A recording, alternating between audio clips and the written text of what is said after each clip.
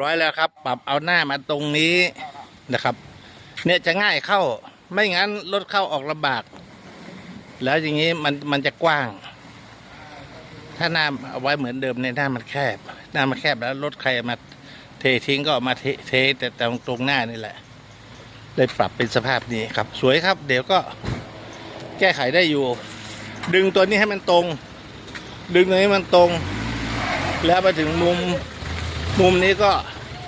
ดึงเข้ามาตรงนี้อีกทับได้อยู่สวยอยู่ครับเดี๋ยวค่อยปรับปรุงนะครับถ้าตะวานี่ถ้าหมดได้รถไถนี่เขาจะสามารถที่จะทิ้งได้เลย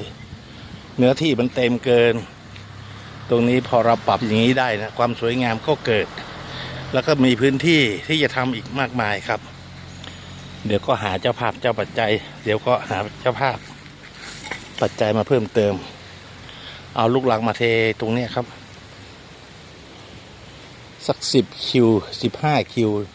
5 คิวรถลำหนึ่งดั้มหนึ่ง5 คิว3 ดั้มคือ15 คิวก็โอเคพื้นที่นี้จะโอเคเลยเทแถวนี้แล้วก็ปรับไปอีกนิดหนึ่งก็สวยแล้วครับนี่แหละครับ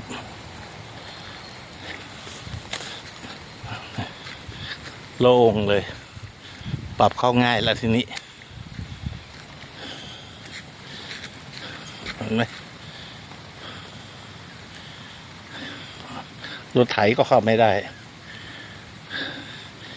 รถทิ้งขยะก็เข้าลำบากตรงนี้รถขยะเทศบาลก็